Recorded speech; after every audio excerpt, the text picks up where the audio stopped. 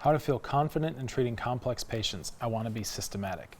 This is wonderful. This is what we all want. We need to be very good at our jobs. So I come from an Eastern medicine background, but not everybody here has that same type of background. So we'll talk about herbs and things like that, but in general, there are larger principles that apply no matter what your skill set, not just with herbs and Eastern medicine, but I mean everything.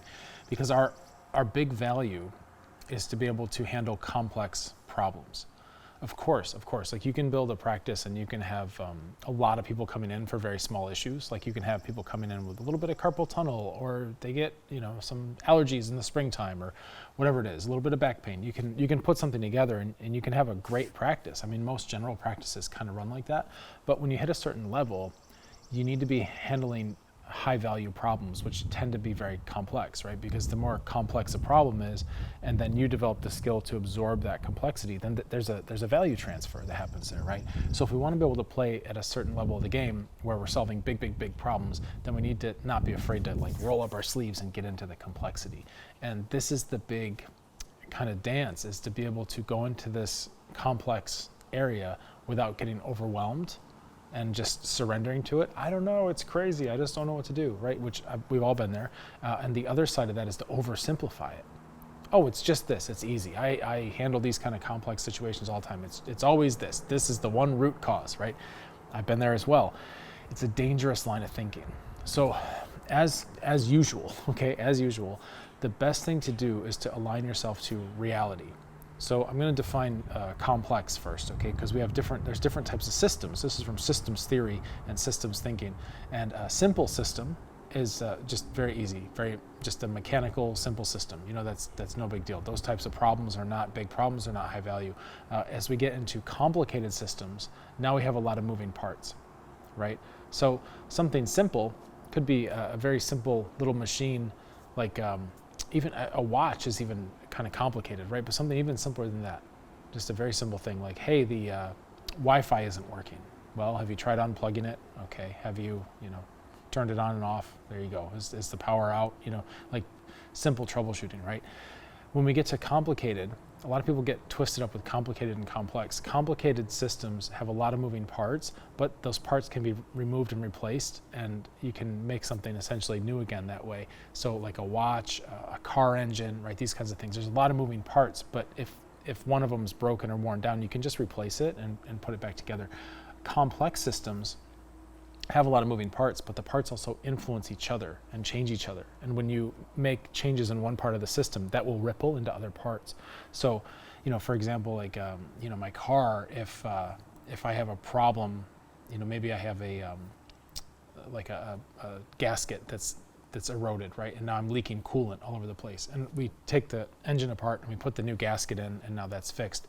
That didn't really do anything to change like my exhaust or how the radio works in the car, right? These are all like separate systems within this larger complicated system. But in the human body, it doesn't really work that way, right? Everything can get into everything else because the immune system is related to the digestive system, is related to the brain, right? And the nervous system. It's related to blood circulation. It's related to your mitochondrial production. It's related to the environment we're in.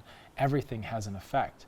And these effects all ripple and change. And that's why like the weather is a complex system. And that's why they have the idea of the butterfly effect, where when a butterfly flaps its wings in Japan or whatever, and there's a hurricane somewhere else or something. There's, these little things, they matter.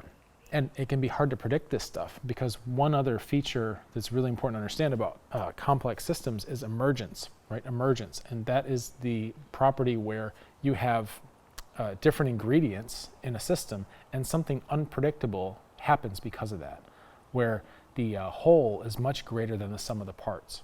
We can have emergent phenomena, emergent properties, right? And this can happen with the human body. It can happen with cultures. It can happen with organizations. It can happen at any time there's complexity, right? So this is just setting the foundation and the ground rules for how to even play the game, because first of all, you got to realize that you're in a complex system, not a complicated one with the human body. And why is this distinction important? Because like, look at a lot of prevailing industrial medicine. They treat the complex system of the human body as if it were only complicated, right? When something's wrong with my car and I need a new gasket in the engine, we take out the old one, put in a new one, we're good to go, right? We treat the body this way. It's like, oh, okay, well, we'll just, do a surgery, we'll do a heart transplant, and by the way, these are like modern miracles that we can do these things. It's life-saving. I'm in awe of it, the amount of technological skill and development. However, it has its limitations, right? Because, for example, the heart transplant, right? We treat it like it's just a Lego piece that we can put in and out. Yet, what's one of the most common drugs an organ transplant recipient is going to have to take? Immunosuppressants, right? Because even replacing that one part will have ripple effects on the immune system. The immune system goes, wait a minute, that's not native tissue. What is this? And now there's inflammation, now there's problems, the body can reject the organ, right? You're not going to have that happen in your car. I got a new gasket, so I'm not leaking coolant, and my car rejected the gasket, right? No, there is no immune system in your car. It's just it's a mechanical, complicated system, right? I hope I'm making this clear. You got to know this stuff, because when you start looking, once you see this, you won't ever unsee it, because you can look at how other professions and lineages and whatever are looking at the human body, and you can say, oh, I see, they're treating it like it's complicated, or they're treating it like it's simple, when really it's complex. Okay, really it's complex. And now if you start thinking about those simple problems that can fuel your brick and mortar practice, like somebody has low back pain or whatever else, guess what?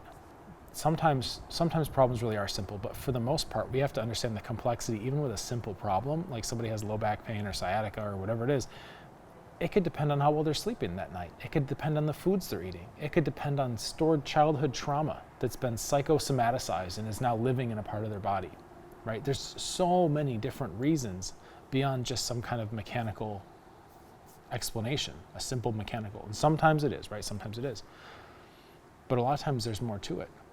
So even if you think you're going to treat only simple problems, you don't want to delude yourself, because you're still treating simple problems that exist within a complex context, right? And the weather can affect things. People can get more pain when it's cold out, more pain when it's damp out. Like today's kind of this weird rainy day. That's why I'm under this pavilion here. And it's, some people have this type of arthritis on a day like this where, man, they're feeling it, right? You can have these kinds of issues that are influenced by outside factors. So all this is to say, there's a lot to keep track of with complex systems, right? And so we have complex patients. This is worth going after because, one, barely anybody can help these people. Most people don't have the mental bandwidth to learn how to solve these types of problems because they're stuck in a level of simple or complicated. And once we kind of wipe our eyes clean and we go, hey, these are complex problems, now we can approach it differently, which is going to set us up for success, and it's going to set us apart because not a lot of people are treating these kinds of problems the right way, right, in the right domain. So here we are. This is totally worth doing. It's going to command a higher value. So if you're looking to get any kind of like a high ticket thing going on or having people in programs, memberships, these are the kinds of problems you want to point yourself at, right? Even something like fertility. Oh, fertility is simple, right? The sperm goes in the egg. And look at how the culture treats it. Yeah, IVF, we'll just grab a sperm and we'll shove it in that egg. Simple, right? Is it? Is it? Right? Or is there more going on? Does the egg have a preference for what types of sperm it wants to let in? Is there all kinds of factors that we have no idea about, including time of day, time of month, what did the male eat? What's the female been eating? Are their immune systems compatible? Are their genes compatible? What's going on? There's so much stuff. It's not just a mechanical thing of shoving a sperm in the egg. And this actually came up at our last Summit event at Summit 5, and one of our members, we were talking about this. This kind of comes up a lot. We were talking about it in the kitchen, and she said, they just learned that eggs have a front and a back. They have an anterior and a posterior aspect to them. And so a lot of times when they do the IVF, they're shoving the sperm in the wrong side of the egg and just jamming it through there. I'm laughing, right? But it's horrible to just think about going in backwards and expecting nature to just like work a miracle, right? There's a lot of stuff like that. Problems that seem simple oftentimes are complex underneath. So this is well worth tackling. Now, how do I get good at this, right? Or like this question says, how to feel confident in treating complex patients? I want to be systematic. Yes, systematic is the key word. So this is part of what we do with Clinical Clarity, regardless if you do Eastern medicine or a different lineage, it doesn't matter. It's the same thought process. Your tools are manifestations of your strategy, how you're thinking, right? So if your tools are Chinese herbs or certain physio exercises or homeopathic remedies or supplements or exercises or breath work or whatever it is, dietary changes, right? Any tool you have is only going to be as effective as the strategy guiding the use of that tool, right? So let's work on the strategy part. And yes, it's systematic. We have to go system by system. Now the trouble is, once we start looking and going, okay, I want to accept that there's complexity here. I need to know everything about this person's system. then you're doing this head-to-toe analysis, and there's going to be a shitload of information that you're gathering up. And that's just what happens, because we start looking and it's like, okay, how's your sleep? How's your libido? How's your appetite? What kinds of pains do you have? All this stuff. What's your general mood? What's your stress level like? What did you have for breakfast today? Everything, right? Everything. Is your situation better with heat? Worse with heat? Worse with cold? Is it easier to do things in the morning? Is it harder in the morning? Is it easier as the day goes on? Like, there's so many things. I've looked at 2,200, 2,400, something like that, different indications and bits of information when looking at TCM Weaver. There's well over 2,000 data points that we're looking at when we start to assess somebody. And then now let's get into the actual environment, where they are in their life, where we are in history. There are so many factors, contextual factors, right? So it can get very, very complex very, very quickly. So the best thing to do is, yes, look at all that stuff, but then we have to actually understand what to prioritize, because we can see all the information, but now we have to be able to rank it, like which data points are most important and most relevant for this person where they're at right now, okay? And this is the clinical version of the same things going on out in the world at large. There used to be an information problem where people didn't have information. They're like, I need more information, I need more information. I just need more information, right? And that was a belief, and that was true. But then we got Google and we got the internet. And now if you have a weird, gnarly health condition, you can Google it, you can go on ChatGPT, you can talk to an AI chat, whatever, and you can access a load of information about your problem. It's no longer a problem of scarcity of information. Now there's too much information. Now the value is to be able to take that information and curate it and distill it, right? So you can take those 3 billion search results for fibromyalgia or mold illness or whatever, and instead of overwhelming the person with all this information, you can actually say, okay, out of all this stuff, yes, a lot of it's true, some of it doesn't matter for you at all, but out of all the stuff that does matter for you, here's what we can ignore right now and de-emphasize, here's what we need to pay attention to next, right? And you're helping them focus because you're becoming a leader, and leaders guide attention. That's how we get results. We point the attention at something salient and important, and then the person can now apply their energy towards that, and they can start making changes, right? So our job is to understand all this complexity, but know how to rank it, right? And know how to rank it. So this is what we break down in the clinical clarity section of the program. It's a big, beefy bunch of trainings. I'm not gonna try to simplify it all here. I can't, that's why I have a program. But what I will say is that having an order of operations definitely helps. So when you see all these problems in somebody's sphere that need to get addressed, right? It's easy to get overwhelmed, lose confidence, not be systematic, right? What we have to do is, instead of trying to solve everything at once, is we spread it out over time, and now we've created a process and a plan. This is so cool, right? It happens automatically. You create a process and a plan that takes this person's journey, and instead of trying to make everything fit today, we stretch it out and we give ourselves an arc where the person can go through the stages and develop, right? And then we can handle things as they come. So this comes from being able to take the information, prioritize it based on which systems need the most attention, right? So one of the best places to start usually is the immune system. And anybody can go look at all my Modern Vitality videos, like immune, digestive, neuroadrenal, blood circulation, right? There's an order of operations. And when you can start to understand that complexity that the person has, and then start to harness that order of operations, you can go system by system, where you emphasize one system at a time, and you're looking for certain signs and symptoms to go away, which lets you know that that person's ready to move to the next stage, right? So the systems will have certain patterns around them, and like I said, key signs, things like that. There's stuff you're looking for that are indicators that tells you and them that it's time to shift into the next one. So this is how we do it, and systematic is the word, right? Because now you're looking at not only like all the information you found, which is great, but now you're grouping it into systems, and you're going, it's gonna sound crazy, but you're going systematically through their body systems, right? So you're systematically moving through their systems. That's how you do it. I mean, that's the way to go, because otherwise, any other version of this is just guessing.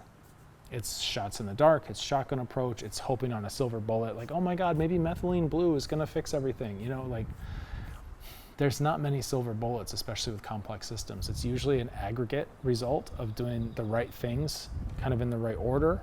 And sometimes you have big, heavy hitting therapies and things like that, where it's like, wow, that really made a difference. And other times it's these little 1% marginal gains that add up and accumulate. So, you know, for some people, you might find the obstruction, like for example, somebody's got maybe they've got an inflammatory condition and they're just really feeling funky and their sleep sucks. And that's a big part of the picture for them. And we can find out that they're staring at this thing before they go to bed. They're looking on Twitter or X or whatever for like 2 hours every night. We can say, okay, try not doing that for a few nights, see if your sleep changes. And voila, you know, it makes a huge sleep difference, which then trickles into their energy levels and their pain and all this stuff.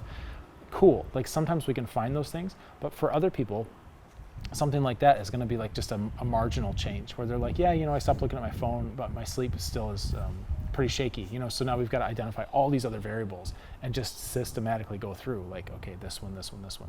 And this is what makes it really fun, because this kind of thinking lends itself extremely well to an educational program, right? As opposed to like visit by visit and trying to explain every fucking thing to the person like at a visit when their mind's going to be blown already as it is. You know, how much stuff can you honestly fit into an office visit versus making a program and being able to take somebody through that at their own pace.